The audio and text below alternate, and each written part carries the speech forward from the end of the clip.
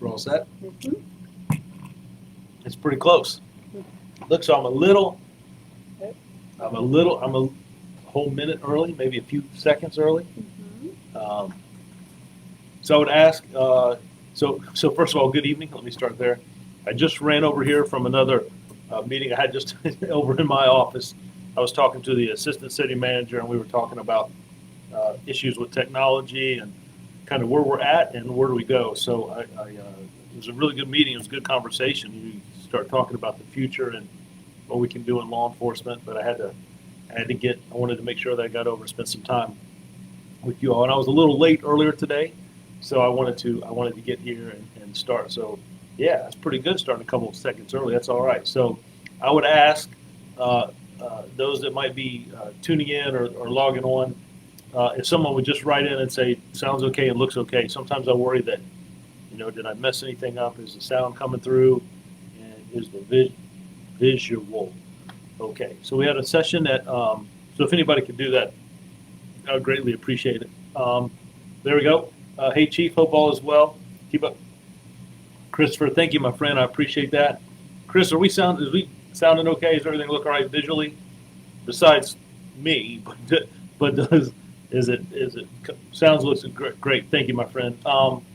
So we did this session earlier at noon today, and so this is our evening session. Sometimes, I know life happens and it's hard to do things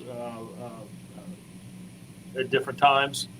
So we try to do a session in the afternoon and then a session in the evening, so people can tune in or we can have different chats, different conversations. So the thought process behind these sessions is just to have some open conversation, open dialogue. You can talk about any topics, and we get some dead time, dead space. I'll talk a little bit. I want to make sure I hit on them, but I want to try to get each question or comment that comes through. But I want to talk about our graduation. I want to talk about our upcoming promotion ceremony, and I want to talk about our recruiting. I'm really excited about this Friday. The 24th is our graduation ceremony, so I definitely want to be talking about that. Sarah's with me tonight. We will try to hit. I will try to hit every single post that comes through. Sometimes the screen jumps, and what we'll do is we'll scroll back. So it may take me a second or two to get back to your post. But if I mess it up, charge it to my heart. It's not doing anything intentional. It's just trying to keep up with the comments as they come in. So, Christopher, again, I want to thank you, sir. Appreciate that. Sarah, thank you for being here. Ms. Quarters, is that Miss Anna Whalen? You're good. Okay, let's see. You are okay even being early. Yeah, how about that, Anna? I got here a little bit early today. You just joined. I was about 2 minutes late this afternoon, so it's been a busy one today, back and forth. So I appreciate that. Annie, hi, Chief. Where'd she go? That's okay. Again, and the one behind. Yeah, Annie. So Sarah, like I said, Sarah's with me. I had Matt this afternoon. Sarah's hanging out with me this evening. So she's fantastic. So appreciate that. I'll definitely tell her you said hello. I think if you didn't hear her, she said hello in the background. Carrie, thank you for being here, Miss Cox. Stuff that you do at the NAACP, the activism in the community, helping us out with our Use of Force Review Board and some of the promotions that were the promotion ceremony. You played a big role in helping select our sergeants and corporals. So I want to thank you for that. See who else we got. Chief. There we go. All right. Chief, I join your live chats every chance I get, and I have heard you so many times say, if I see something, say something. I appreciate that and am a firm believer in that statement. I personally have been seeing something for about a year, and it's getting worse as time goes. My question to you is there a person number I can call to help to talk to about, to be honest, forgot so bad, I'm fearful of my own neighbor. Thank you for advice in the matter. So, yeah, Annie, if you message us a number, we can reach out to you, or I can reach out to you, just kind of get an idea of what the situation is. I understand, but if you'll send us a number, I'll do my best to call you myself, and just kind of fill me in on what the situation is, and then we can kind of go from there, if that sounds okay.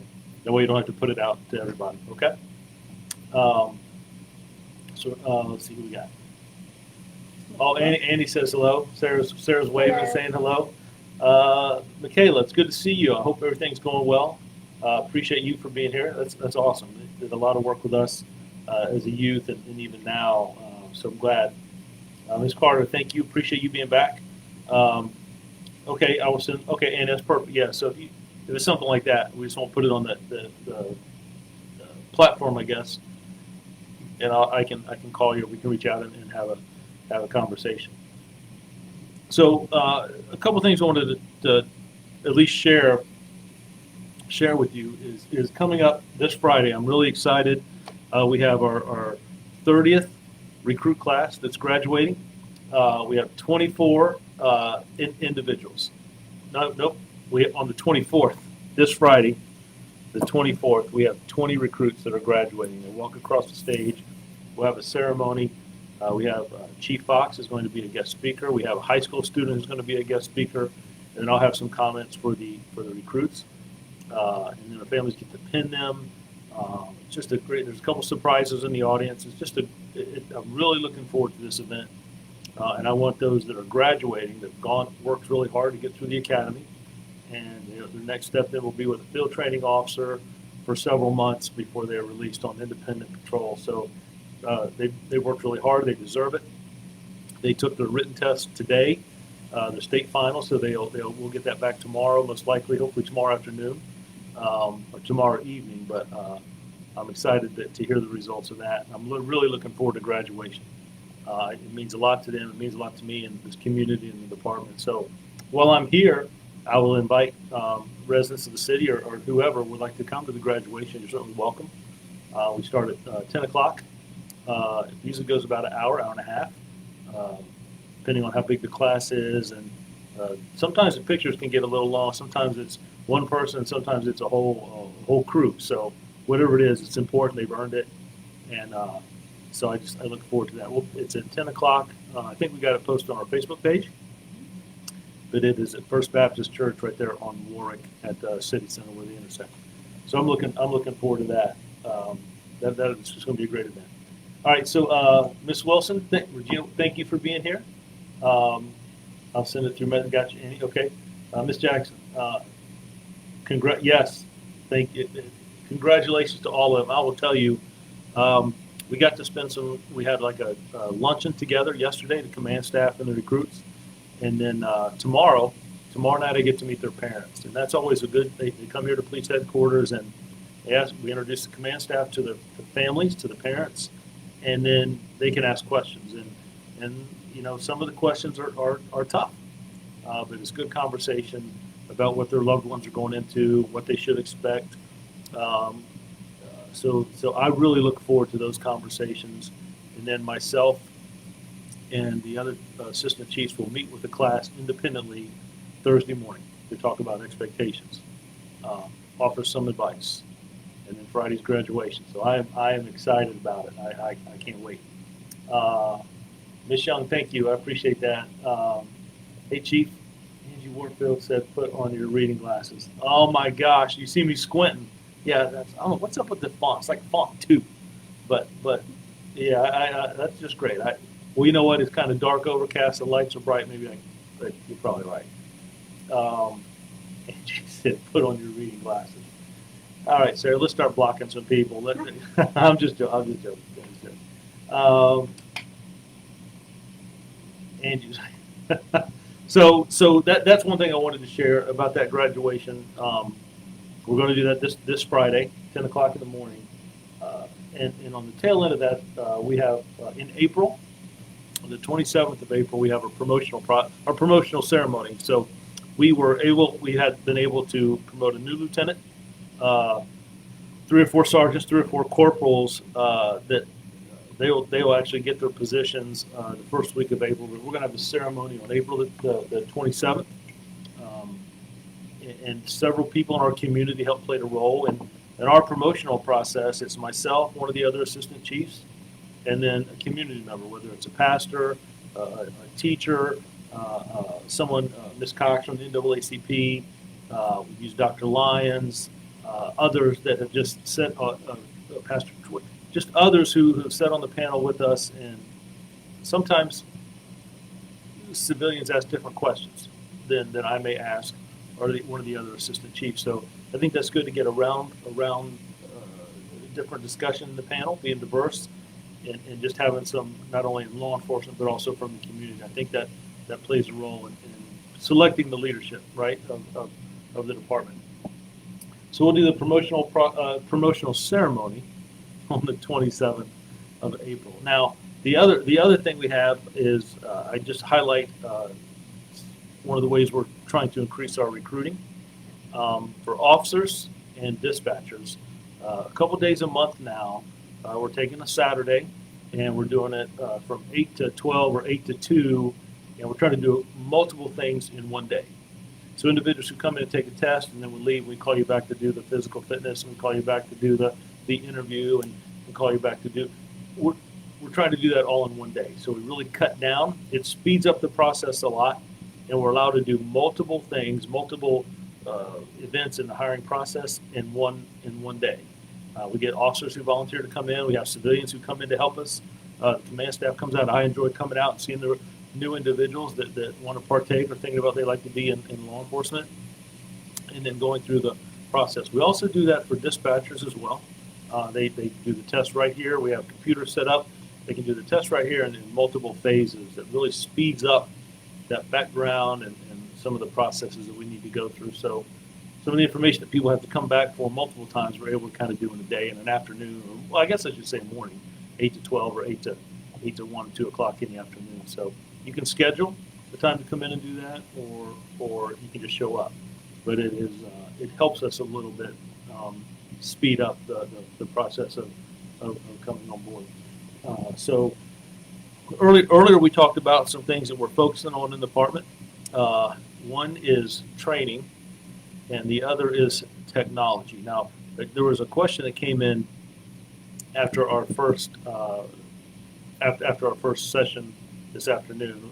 One of the questions was talking about officers being mentally and physically in shape to do this job, this profession. So we currently have a department physical each year, and we also have a department psychologist that we contract with. So there are certain divisions in the department, and I want to make sure that I try to respond to the question. There are certain divisions in the department that require a mandatory psychological visit each year. Our SWAT team, our forensic technicians, our special victims unit.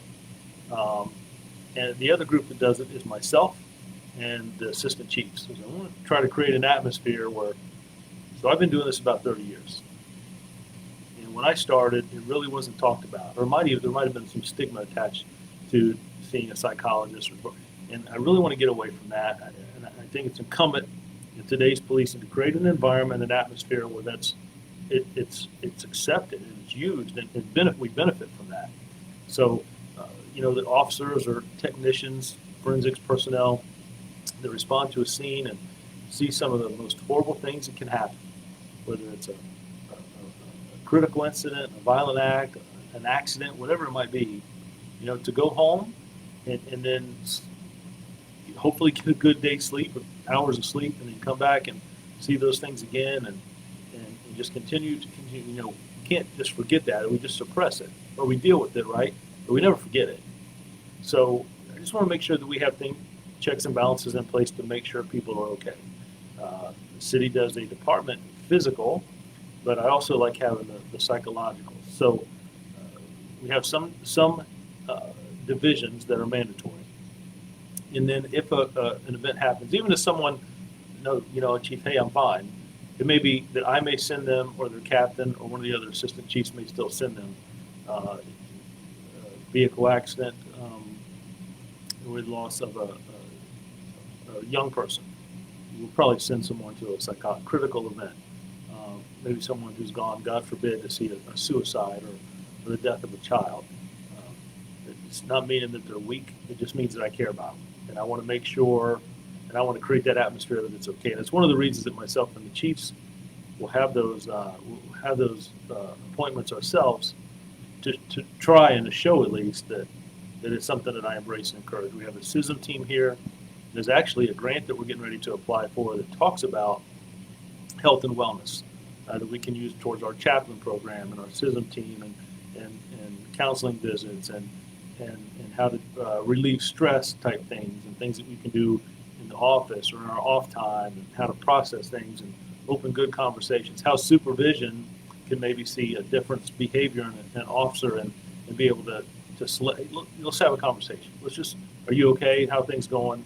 That when we see differences in behavior. It's not to pry into anyone's life, but just to have some conversation. So I hope that answers the question that came in earlier about, I just think healthy officers physically and mentally have better interactions with the community, have better interactions with youth, and do the job better. And this job is certainly filled with challenges and stress and issues that come about. So just having that incorporated, and I think it's important that we're openly and have those conversations with officers. So I didn't mean to go off on too much of a soapbox there, but there was a question that came in earlier. I did not get to respond to it. It came in after our session, but I wanted to try to address that. Ms. Downey, good afternoon to you. I pray you all are well. God, I appreciate that. It goes a long way when we talk about this job. Kind of plays right into health and wellness. It also, I need officers to see those posts that several of you have posted, and certainly that we got this afternoon. Just asking about officers, prayers for protection, encouragement. Just those that talk about congratulations on the new officers that will graduate on Friday. They need to see that and they need to hear that. It's one thing for the chief and for sergeants and captains or supervision to tell them thank you, we appreciate you, the academy staff, to build and work with our new officers. But the men and women who do this job, sworn and civilian both, are dispatchers. They need to hear that appreciation. So a lot of times when I'll get a letter or a card or an email in thanking a certain officer for something that they've handled or done, I will put that in our newsletter that we circulate every Friday because I want officers to see those comments that people say that what they do does matter. It does make a difference in those moments. Think about that for those moments of opportunity where we can interact with someone. Maybe it's just a short conversation or a handshake, a pat on the back, asking someone how that makes a difference. It makes a difference. My best friend was on your department years ago and transferred to Green's Sheriff's Office and was, wow. Justin, my best friend was on your department years ago and transferred to Green Sheriff's Office and was killed on the line of duty while I was on shift at the fire department in 2003. Wow. So, Justin, I agree with Annie. I'm very, very sorry for the loss of your friend. And so I have been the chief here in Newport News for 5 years. That was before my time here, but I worked in the department in Richmond, Virginia, just up the road. And I'll tell you, there's nothing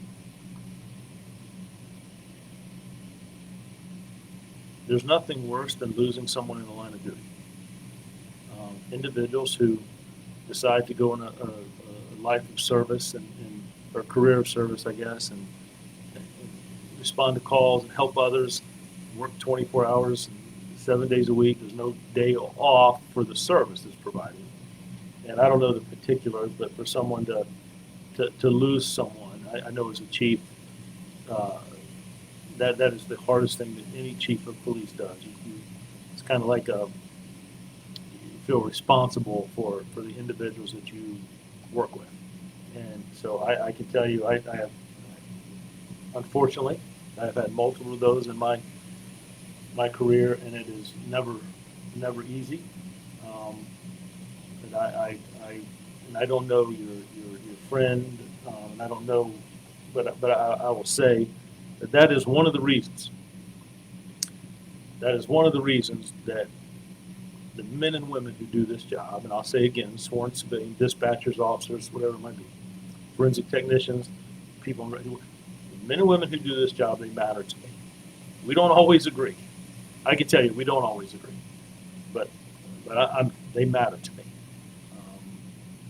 Their families matter to me. Their time off and what they do on the street. And, they matter, and they make it there. We have a chief's coin that they've been on me to create, and we finally got it done last year. And on the back of that coin, my friend Captain Tegens, but it helped coin the phrase. But on the back of that coin, it simply says, "What you do matters." And I think Miss Brandon said, "Yes, it does." And I'll tell you, I was going to a meeting this morning. I was up a little bit late last night. I was going to a meeting this morning, and there was an individual struggling a little bit getting in and out of his car.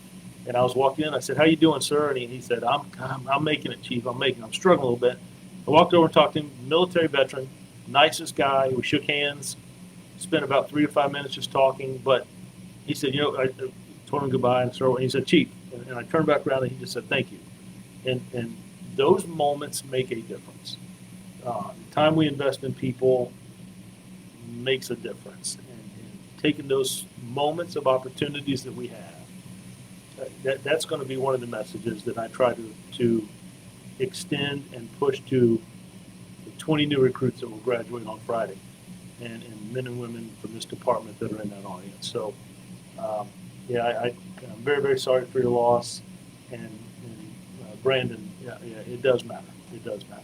I remember we have a young adult police commissioner program that's made up of freshman, sophomore, junior, and senior from each high school, right? So freshman, sophomore, junior, senior of each high school times 6, 24.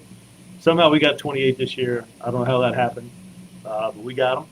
And one of the things I like to do before graduation is take the group of high school students and the recruits who are not that different for a difference in age, especially from the seniors, and have some discussion back and forth.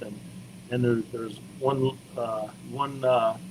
brilliant young lady, and we talk a little bit about what they expect from officers, the students, right, and what officers and recruits expect from young people, and how they interact and talk to each other, and what they expect from, and they both say the same thing. Don't judge me by where I live or my skin color or my race. Judge me by who I am. And officers say the same thing. Don't judge me by what you may see in other jurisdictions or other something that happened in another state. Judge me by my interaction with you, who I am. And we just talk about that. But there's one lady, and I'll tell you, she goes to Achievable Dream High School, and her advice to officers is, when I wave at you, right? When I wave at you, take a moment and wave back. And I first heard it. She says it each class. She's been with us in the program. But when I first heard her say that, I kind of chuckled. And then I'm thinking, the more I think about it, that meant enough for her to say it. Simply, when I wave at you, wave back. And whether that's probably some deep psychology there, like, hey, acknowledge me, I'm waving. But I will tell you, it really resonates. And she's fantastic. But just to have those conversations and see that interaction between those two groups, it's special to me. So, and I will tell you, at graduation, it happens every year. Some of those high school students, I have not got complained yet, but some of those high school students will come to that graduation. They will come, some relationships they've built with that class, they will come and see some of those recruits graduate. So I think that's pretty cool. And some of the students have had events where they've invited some of the recruits, and the recruits will come see them do some different events, high school games, whatever it might be. But it's just, I think that's how we increase and build relationships and partnerships, is having conversations with each other, listening to each other, because you will find out, or at least I found out, that it's not very far apart. There's a lot of similarities there. So, Susan, thank you. I appreciate that. Justin, you're doing as a sheriff in Newport News, could not ask for better. I live in Matthews, and would love to meet you in person one day.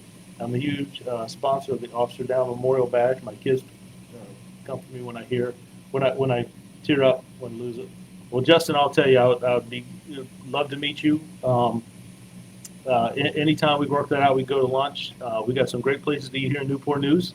So, man, you're welcome anytime. We can get together and grab a bite, break some bread, and just have a conversation. I think that that's one of the things that, military and law enforcement, there's such a deep bond, despite the uniforms and patches may be different. It's still the same part of service. And I'll be the first to say, that we don't always get it right. We make mistakes. Just because of this uniform and badge and patches, it doesn't mean that we're any different than anyone else. We are held to a higher standard, as we should be, but we still feel the same. We still want the same things in life, and but sharing that, there's a closeness there. I see it with individuals that have been in the military, bonded, even most officers can tell you. I don't care if it's 25, 30, 40 years of career. They can tell you who their field training officer was 35, 40 years ago, right? They can tell you people in their recruit class that graduated. There's a bond there. I can't remember some people I graduated high school with, but I can tell you who field trained me, right? I can tell you the officers that I were in my academy class. So, yep, it's a great profession. It is challenging. You see some of the worst things in society, but it is a great profession. And our dispatchers who hear some of the things and who I think should be true, who are true, in my opinion, first responders. But for some of the stuff that they hear, they can't see, they don't get to hear a lot of the resolve, but they hear people when they call right away, the officers that respond. People who do this job, it matters to me. And I am very, very thankful. By the grace of God, I'm very, very honored to work with some of the greatest men and women I've ever known in my life that serve the community in the city of Newport News. So I better get off of that. And let's see. Erica, thank you. Erica, thank you. That means a lot. I appreciate that. Rivera's responded to. Okay, very good, very good. So we talked about our graduation coming up. Talked a little bit about health and wellness of officers. One of the things that we're doing in Newport News is we are quickly getting a reputation for technology. And I just wanted to share some of the things, and it is not a Big Brother program. It is not trying to listen in on secret conversations. It's not like that at all. But some of the things that gunshot detection, being able to tap into camera systems, the license plate readers that we utilize, those are for crimes that occur, right? The people that have become victims. One of the things we do now when our officers graduate, we give them a cell phone. So if you think about kind of like the state police, they have a fusion center. So our real-time crime center and the stuff that we're doing with technology. I was just in a meeting, we're talking about drones and how we could use them. Is there a way to use them as a first responder to get to a scene maybe quicker than an officer, or maybe a critical situation and have a bigger view of what's going on, not listening to people's conversations. Like when ShotSpotter came here, we have two areas. They're each one about 3 miles in landmass. We gave our data to ShotSpotter, and they looked at it, and they determined where the best areas would be. So buildings in those particular areas have sensors, and the police department doesn't even know where the sensors are located. But this data, this ShotSpotter detection, gunshot detection, you get out of it what you put into it. If you just have it and okay, but a couple of things I learned is oftentimes when there's gunshots, that no one calls. And that's either because nobody wants to get involved, so someone thinks someone else is going to do it, or, oh, that's just what happens here. I don't like those things. I also am concerned that if they don't see an officer go by, if we don't get a call to respond there, that people in that community may think we don't care. So gunshot detection triangulates where that shot occurred from. We're able to go there right away. Sometimes we may, if we don't have that information, we may drive right through that because sound travels. So it may have been a shot in the 100 block, but we drive right through the 100 block to the 200 block, but it actually, you know what I mean? So where that shot, we get it immediately, and we can get it into our phones, our mobile data computers, quicker than it can be called in and dispatched. So we have caught people in the act of firing rounds off. We have been able to recover evidence from a shooting that has occurred or gunfire. And then we've also been able to debunk some accusations. Oh, I was in front of this location. I got shot. And then when there's no ShotSpotter activation, we're able to review that and have some investigation and some interview. Oh, well, I had a gun and I was playing with it and I shot myself in the leg. It really didn't happen there. I just said that. So all of those things working together, I think really help us as we try to advance. And it's all about public safety. It's all about being more efficient, responding to individuals and situations. So I think technology is a force multiplier, but it really helps us to be more proficient and more efficient in our response. I don't want anyone to think, I was in a conversation yesterday, do you get any complaints about over policing or the big brother type thing? And I'll tell you, I think I've only had one phone call, and we had a conversation and explained that away. And I can tell you there are multiple videos that we have that we're able to tap into camera systems and show crimes occurring. And I will tell you, if that was your neighborhood, it would be a no-brainer. So I just think we making sure that we use that in the right way. There's a lot of checks and balances and check sheets and spreadsheets to make sure that those cameras and things are viewed because something is happening. But it is a really good tool, and it's not one we take for granted. But it's been very beneficial for us, and it's helped us solve cases. Right? If there's something that occurs, one of the first calls is up to our crime center, and you look at this camera, backdated 15, 20 minutes ago from when we got the call, and see oh yes, we see that.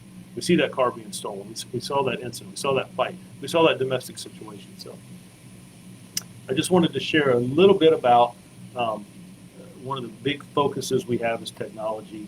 Let me check, see if I've got any, and then I want to share with you a little bit about training and where I want to take the department with our academy-wise, and share a couple of things with you. So, Ed, appreciate that, my friend. Thank you. Ms. Cox, a lot of police departments would like to know, how do you get so many recruits, even? So, wow, Ms. Carey, that's a great question.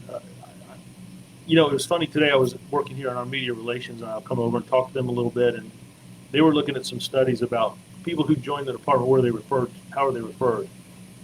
And there's social media. A lot of it is recruiting efforts and phone calls back and forth. But a lot of it is word of mouth from officers who work here, we come in contact with. We have a recruiting division. But really, the recruiting division of any police department, and Newport News Police Department included, should be every individual who wears a uniform, from the chief to the newest recruit, talking about what this department has to offer. And when I sit across from individuals and ask them, before they join the department, I ask them really two questions. So I'm giving away my secrets. Here we go. The first question is, why do you want to be in law enforcement? Why do you want to do this job? And then once they answer that, then I ask them, now, why do you want to be an officer in this city? Why do you want to serve the citizens of Newport News?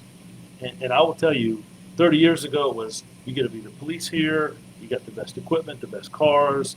The responses today, overwhelmingly, we see how you're in the community. I had a positive interaction with law enforcement. I want to help things, I want to change things. I want to make things better. I like how you interact with youth. I see you guys out there solving problems in the community. Someone helped my mom. An officer made an impact on me when they came to my school. So it's very different for me than what it was 30 years ago. Questions why people are joining a particular department. So I think it's part of the atmosphere. I think it's the men and women that work here. I think it's our culture in Newport News. I think we're still trying to get better. I think our training is a big part. We train more than what the state requires, and it's getting ready to get even longer. And I'm going to share a little bit of that with you. We are getting a new North Precinct probably right before the summer, and we're going to get a new academy probably around September, October, but as long as we're in there by December, I'm good with that. But with a new location and a new academy, we're also going to change a little bit of the culture. I want our department and our training to be more academic based. So we're still learning the classes on defensive tactics and the laws and report writing and how to use the things on our utility belt. But I want us to learn things about psychology, how people learn, how they receive, how they understand. I want us to have a class on sociology, the study of how something can affect a community or a society, a neighborhood, right? We had a tragedy occur at Rich Neck Elementary, and it affected a community, a neighborhood, our city, our state, and even some across the country. How that affects things, how interacting with someone in one moment can make a difference, how we treat someone. It's one of the reasons that we brought Dr. Cheryl Shavers on board here to work with us on domestic violence. Not only work with victims or individuals who might be suffering from domestic violence, but to teach the men and women of this department on how we respond sets the whole tone. The way we cross that threshold. Before it was who hit who, and if you have to come back here again, we're going to make an arrest 30 years ago type stuff. And today it's what happened, what's the cause, what can we do? And look, we don't always get that right, but the majority of the times we do. And when we don't, we work with those officers to do better, how we do well reports. The other thing we brought into the department are social workers. We hire social workers to work inside, that we pay out of the police budget. Human Services trains them, the experts, and then they come and work with us. And they work evening shift, and it changed how we respond to situations where, God forbid, we might find a child at home or in the street, that we have a social worker right there that's a liaison between the police department and Human Services. They do a phenomenal job. So I want to make the academy more academic based. I want us to learn. I want a history class about the city of Newport News. How did the shipyard come to be? When did we annex Warren? What is the history of the Southeast community? What is the story between the Liberty Arch that is downtown? I just think that's important. A city that we patrol in and interact with, and know as much as we can when you graduate from the academy. And not only that, but also when we go back to in-service. But our training, was at an event on Saturday. It was 100 black men and 200 black men, and it's mentoring groups. And they had their teenagers in this that we got to talk to. It was myself and the chief from Hampton, Mark Talbot, and Chesapeake and Norfolk. Brian Dugan was there from the FBI. Captain Mathis was there from the state police. And we were able to interact, and they had questions. And I will tell you, one of the things we really talked about is how important training is. So to increase that, to become more proficient, to spend time doing that, I just think that is a footstool for us. I think we have a great training academy. I think the hours that we train here, I talk a lot to my friend Mike Coker with DCJS, Department of Criminal Justice Services. We talk a lot about training and how do we develop that. We changed some of our shooting courses that we have here to think instead of just the target turns and we fire. So I didn't mean to go off too much on training. I just wanted to share that. I think that's important, and we're always trying to think outside the box and get away from just an officer or an instructor reading a PowerPoint. Even the training staff has talked about how one thing blocks build on top of another. Bringing people in, experts in, a mother to talk about the effects of autism that their child might have, how lights and sirens and noise and how that might affect them, for officers to learn that. And it is a lot, right? There are individuals who have plaques on their wall, master's degree about psychology and studies. And how much time can I give to an officer?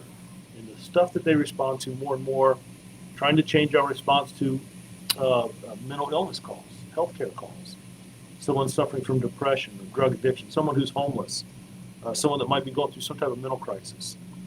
And that's why we're using our CARES program, where it's a clinician and a paramedic that respond first, and the officers, we become second responders, if you will, and only engage if something it becomes violent, right? But it's just important. It's just a different way. So I know I missed a lot. I got with Carrie, right? Justin, ShotSpotter has been a great asset. It helps officers quickly locate a crime scene technology. Justin, I appreciate that. Like I said, I think we're really trying to focus on technology. I want us to be one of the leaders. Now, I will be honest. I'm probably the least technical person you will ever meet. I can't move apps around on a cell phone. I'm not allowed to touch anything in here, but I see the benefit, right? And I want us to move to that next level. I want us to go where, we're investing in our body-worn cameras. One of the first, if not the first department in the state to have the department fully outfitted with body-worn cameras and going to the next level. Training simulators, right? I know it is not the same as a person-to-person, but we have to plan a lot to get training where it's a group and role players. But if we just have going through a simulation and simulator about how we talk to someone, and if we raise our voice, and how to escalate or de-escalate a situation just by our presence and our verbal commands, and then the tactical things that we respond to. I just think there's a benefit of that, and we've invested money in that. So I am really excited. I am really excited. It's almost like opening day in baseball, ribbon cutting, right? When we start that new academy, that new building, it's just going to be a phenomenal. It's going to be a game changer for the Newport News Police Department. William, thank you for your support. William, thank you, my friend. I appreciate that. Brent, did I miss one? There you go, Brent. Have to sign off, Chief. My family and I appreciate everything you do, but I don't know about all that, sir. But Brandon, thank you for being here. It means a lot. I appreciate you just taking a little bit of time to join us. Annie, thank you. I appreciate that. And we'll get it. And Yep. what is duty? Right. All right. It's the transparency that the Newport News Police Department has. That's why you hear Thursdays. It's okay. We'll get it. So Ms. Whalen says, and transparent the Newport News Police. That's why I hear every Thursday when I'm in the recruiting unit. Let's try one. So, and I'm not. It just keeps skipping because some things are coming in. Applicants telling me that they check out our website. Yeah. Well, I do think transparency is a big thing. I think that trying to be open as much as we can. That's why we do citizens academies and open the doors of this department and explain why we do what we do. That's why we do youth academies. We'll do some youth academies this summer. That's why we have chat with the chief conversation. That's why I'm going to soon here go back to walking on Friday afternoon, Friday evenings at 4 o'clock. Just go out and walk in a particular neighborhood or community. And if someone wants, hey, chief, come walk our neighborhood. And sometimes citizens come out and walk with me. Sometimes youth will walk with me, some of the commissioners, sometimes officers, sometimes divisions within the city. And you know what? Sometimes it's just me. And walking up to somebody on the front porch and talking a few minutes and shaking their hand, introducing myself to them and just saying hello and check on them. That's why we do a care walk after a critical incident's occurred in our city where something may have disrupted and people have a feeling of anxiety or fear or what. We saw all the lights and sirens a block down from our house, but we really don't know what happened. It's important to go back and have a short conversation. There was an accident, or there was a critical incident, or there was an individual who had a warrant on file, and he or she ran, and this is what happened. We just wanted you to know. Or we're going back, hey, we want you to know that things are okay, but the community is not at risk, but we just want to have a conversation. So those things matter, and transparency matters. And transparency goes both ways, right? If we do something wrong, and we make a mistake, then we're able to, it's okay to say we're sorry. It's okay to admit that we didn't get that right. And I'm telling you, we make mistakes in this organization. But we try to build on that and improve that and make it better. We try to correct that. In any type that there's any type of discipline, we try to incorporate training and have conversations and explain why we do what we do. But yeah, every traffic stop may not be the best encounter. We want it to be. But I would be naive to think that every traffic stop here and people drive away with a good feeling about police. But that's what we strive for. I talked to a lady yesterday. She'd been in a vehicle accident. She didn't really like the interaction with the police department. And I called her, and I don't know if she was surprised I called her or not, but we talked about 10 minutes. We had a really good conversation. And I apologize that she didn't feel like the interaction went well. And she said, thank you, Chief, for the conversation. And it felt better. And that matters, right? Just taking that time with citizens and individuals, it matters. Okay, Justin, what is the best direct way to reach out to you directly? Like a one-on-one and sit down, the burden on my shoulders weighs high. So, Justin, I'll tell you, if you message us, right, am I using the, Yep. So Justin, I'm trying to use the right language on Facebook, but if you message us, it'll be private, and I'll get that message or that number, and I can reach out to you myself, or I might have my assistant do it if I miss you on time-wise, but we can certainly do it that way. You can just send it. I think it's just a send message, and it'll just come here, and Sarah will take that number down, and we can get in touch with you, my friend.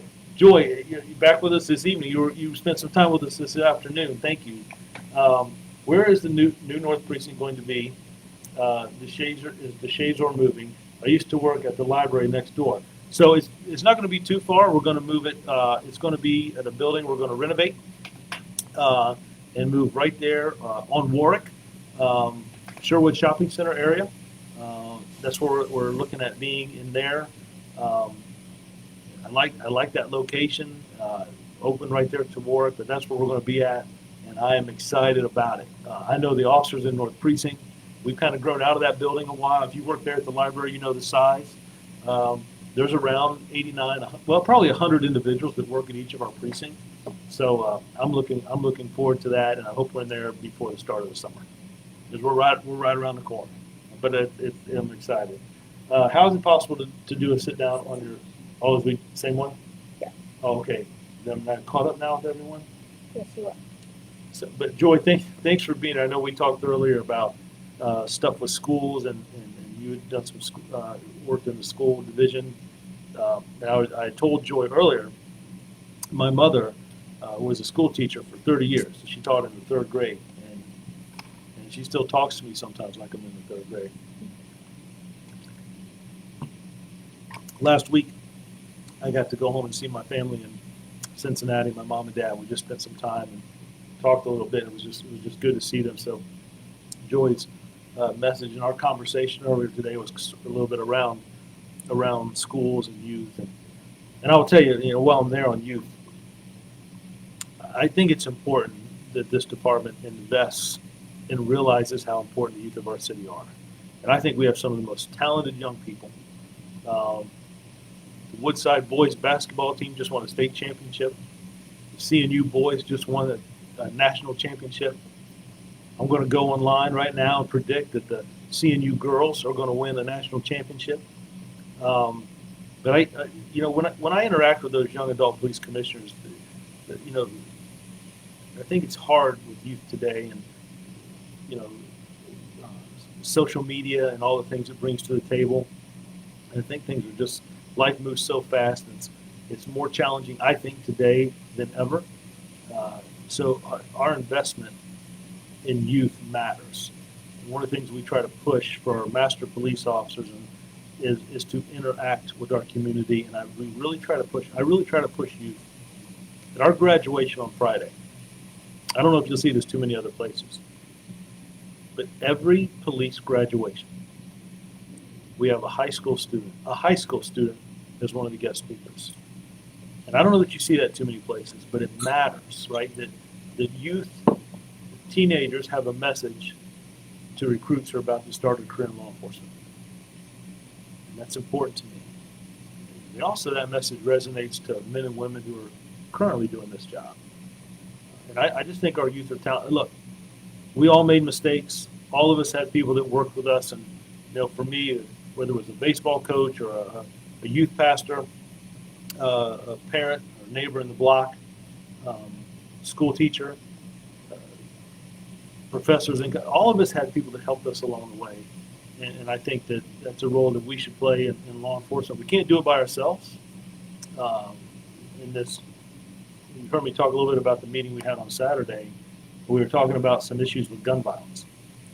And matter of fact, it was funny. I was in a meeting with the mayor yesterday about gun violence, and a meeting on Saturday with high school kids, students, young people. And on both of those, one of the things that we talked about is that law enforcement cannot address the issue by ourselves. One high school student, I won't say his name, he's about 14 years old, and he said, what is the thing that concerns you the most? And we talked about gun violence, and all the chiefs kind of hit on the same thing.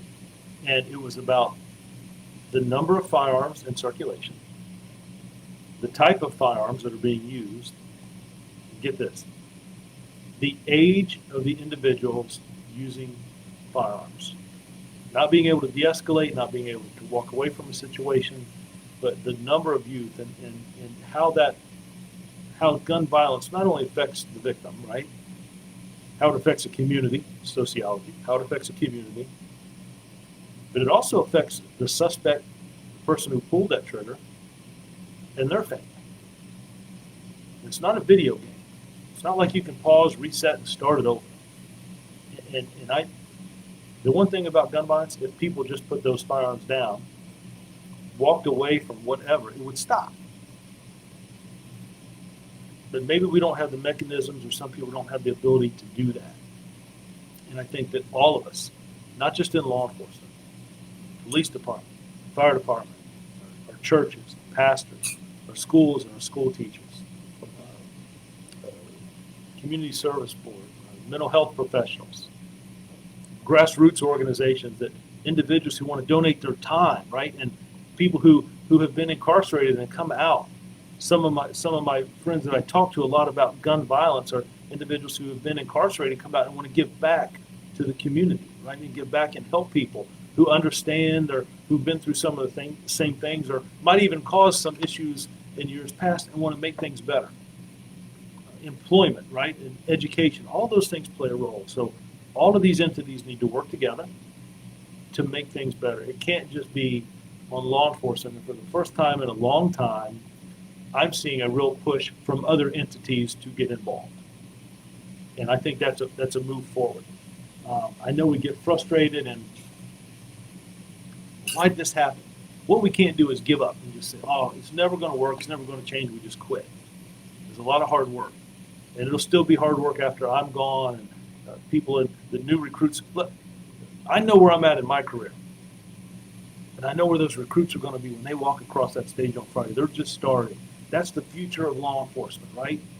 So we share as much knowledge as information, but we should be better tomorrow than we are today. But I do believe we're better today than we were yesterday.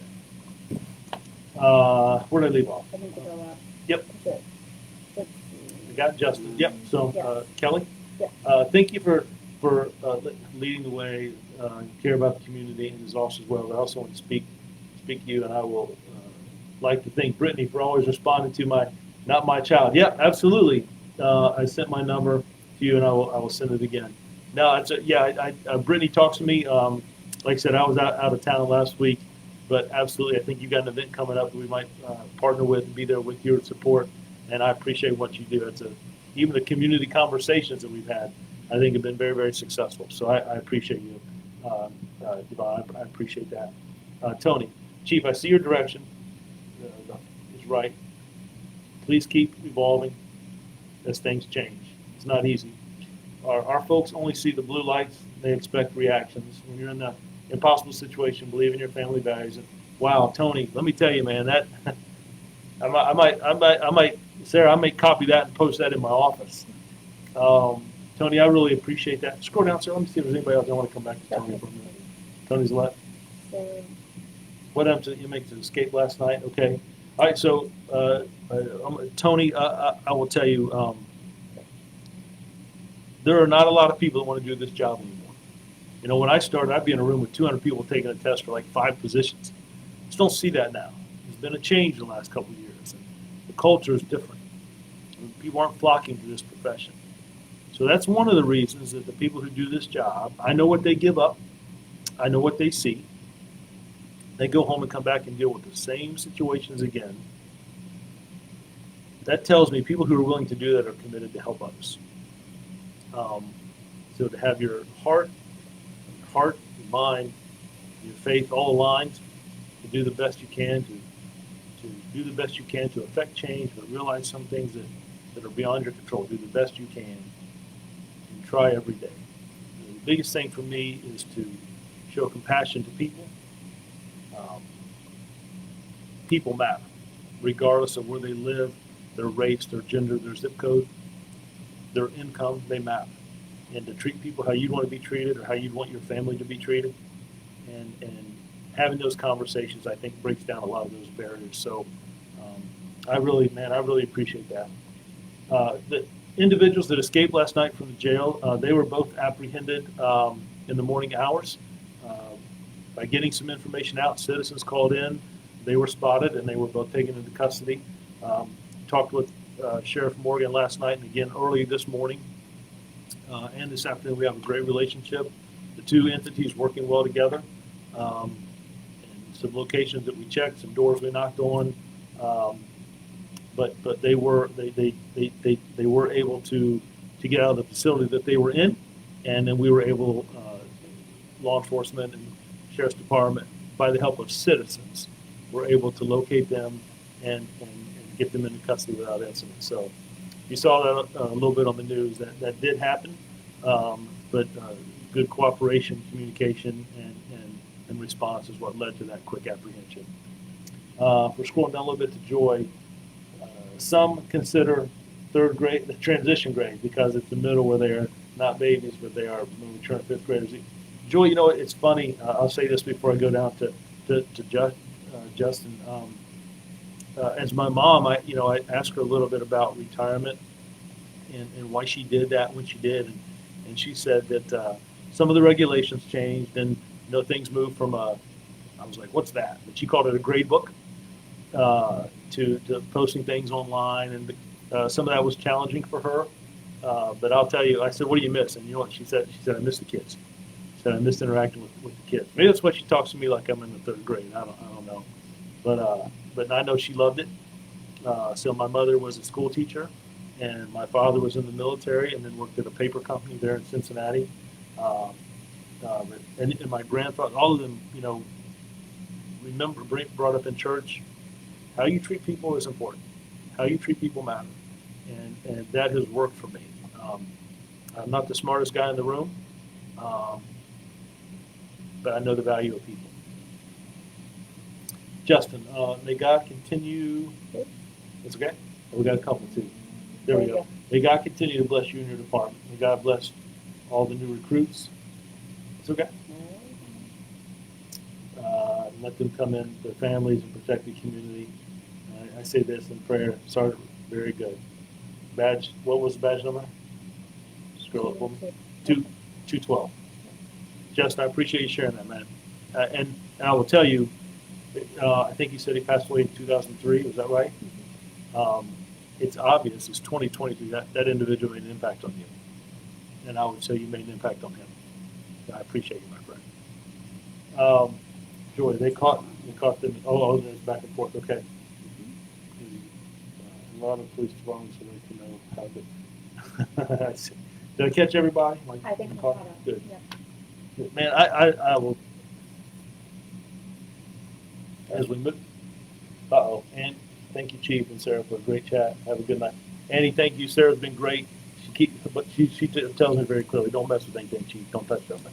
But she's great, and I enjoy working together. It's still a little awkward for me to talk into this round ball with this blue eye looking at me.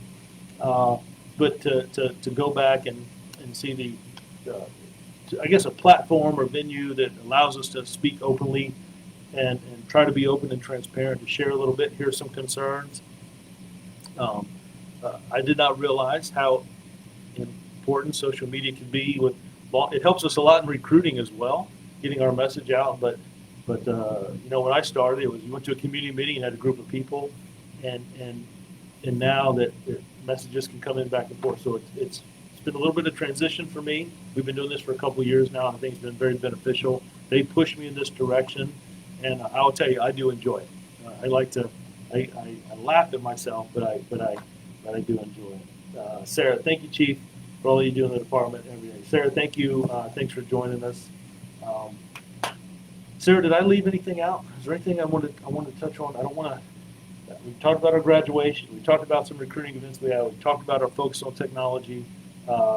Promotion ceremony is April 27th. I do encourage you, if you're able and free, to come by the graduation ceremony at 10 o'clock on Friday at First Baptist Church, right there at the corner of Warwick and the City Center. We will stream it. It will be posted, but there's some special people going to be in the audience. We've got a high school student that's going to give some remarks. Past chief here who took us out of the regional academy and started our own independent academy is going to be speaking. And I think he's going to bring some past leadership of the department with him. So I just think it's going to be a great day. But I just encourage that. I tell you, if you can't tell, I'm excited about Friday. So we're 3 precinct captains. We're getting ready to get 24 or 20 new recruits out in the field, right? Anna says, Sergeant Davis, you're my. Oh, wow. Anna, thank you. That means a lot. I will tell you that this is a great profession. It is challenging. things you see and respond to and interact with, but I will tell you, it is extremely, extremely rewarding. I tell officers, and I'll tell them Thursday when I meet with the recruit class, the day before they graduate, you're going to be in a profession where you come to work every day and you have the ability to make someone's life better. Most people are not going to call you to respond to a birthday party or a cookout. You're going to come to some tragic event in their life where they need help, guidance, support, something to de-escalate. You have the ability to make someone's life better every single day. That is a true calling. You're not going to get rich in this profession, I'm telling you now. And the men and women who do this job, sworn in civilian, I know I don't pay them enough money to do it. That even tells me more. And when society and media outlets here's a mistake. We were talking the other day about how some things get highlighted on that don't go well. But we don't hear a lot about the things that do go well. The multiple interactions of positive. And I was talking to the mayor and vice mayor in a meeting just yesterday about that.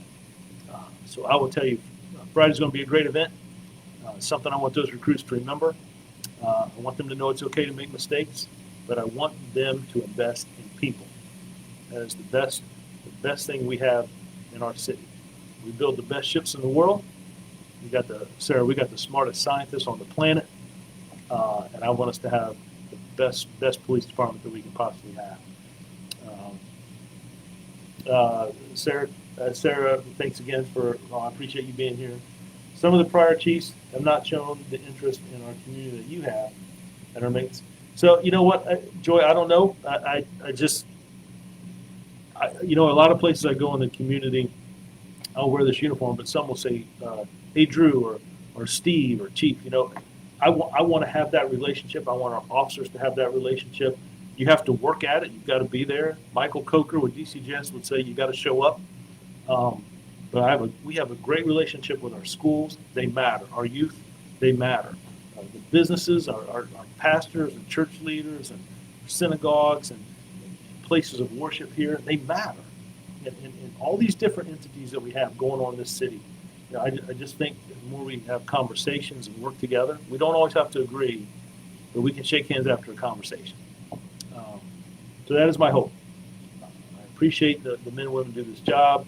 I appreciate the citizens for taking the time to chime in. I will tell you, one of the biggest complaints, again, so being transparent, is, Chief, we don't see enough traffic enforcement in the city, and I would agree with you. Right now, we've got some vacancies we're trying to address. We have 20 that will graduate on Friday, recruits. There's 24 in the class that will graduate in August. And then we're looking to hire another 20. We're about halfway there.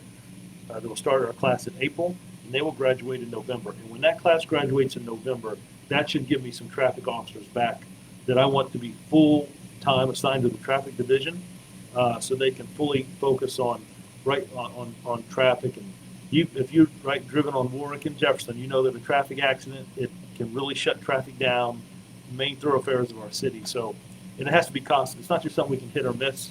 So I want a constant effort. So I know our city managers talked to me about it, and just some staffing issues right now, but I'm committed to get that traffic division, our K-9 division, to back up. I want that. We created that traffic division. I want that back. I think it's vital, not only for visibility, but for safety. I do think it is a crime deterrent as well. Not every individual that gets stopped has to get a ticket, but we need traffic enforcement. And so I just want community to know, right now what happens is when a complaint comes in, we send it to the precinct captain, and when their officers are free, we'll try to do some traffic enforcement there. Now, I can tell you it works.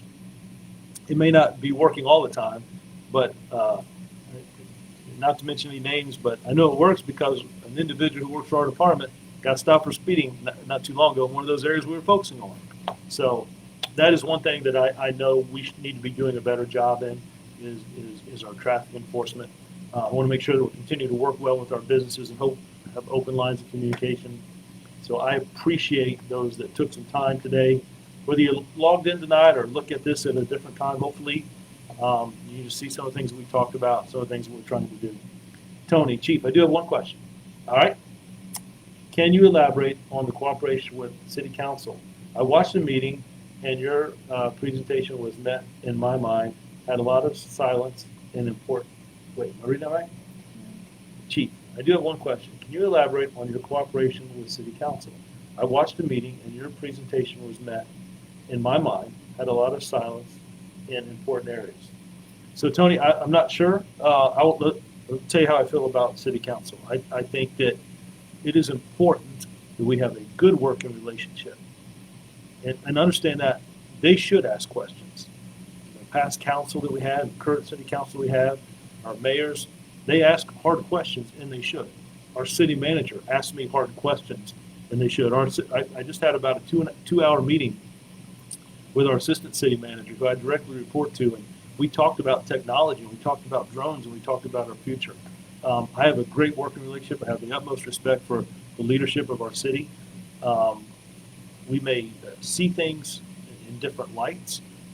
There may be a direction I want to go, and there may be a direction that they want to go. And you know what? Once we talk that out, we might find out that our directions are aligned. But I will tell you, I have a great working relationship with all of our city council members. Our mayor, I respect them greatly. They represent the citizens of our city, and they have been very gracious on things that I've asked for and things that I've told them from where I sit as the chief. I think the department needs, but they have. Our city manager, city council, past and present, have been very, very supportive. They have come to our use of force review boards. They have come to visit and tour our real-time crime center. They have come. I want them to come to some of our ComStat meetings. But no, I just have a great relationship, good conversations. We're at some sporting events, and we talked about some of the achievements that Woodside boys high school team and CNU boys and CNU girls team that I still project is going to win a national title as well. So, yeah, Tony, I will tell you, I think we're blessed in this city to have good working. I'm blessed to have a good working relationship with them. I don't think it's like that in every city. And I'm not calling anybody out. I'm not comparing us anywhere else. I'm just saying it is a tremendous benefit to have a good working relationship with city council members. Respect them. I understand what they're trying to do with their city. They are very, very, very supportive of law enforcement and police department. But they should ask questions. And I welcome that. There's good conversation matters. So it's a great point. I appreciate that. Wayne, we're trying, my friend. We're trying. Listen, I went a little bit over. I apologize. Thank you all so much for spending a little bit of time with me tonight. If I missed anybody, I apologize. Sometimes the screen jumps, so charge that to my heart. If I got any instant messages, I think I had one this afternoon about an individual who was about dispatching, and I will check, but I talked to the lieutenant and captain about reaching out to you and their recruiter reaching out to you today, so I hope that happened. But again, thank you all for spending a little bit of time. I'll get off here. I hope I didn't hold anybody up too long. God bless. Please be safe. And remember, Friday, 10 o'clock, recruit graduation. Live stream, or you can come to the church, but it will be a great event, and I'm looking forward to it. Thank you all. Have a great day. Great night.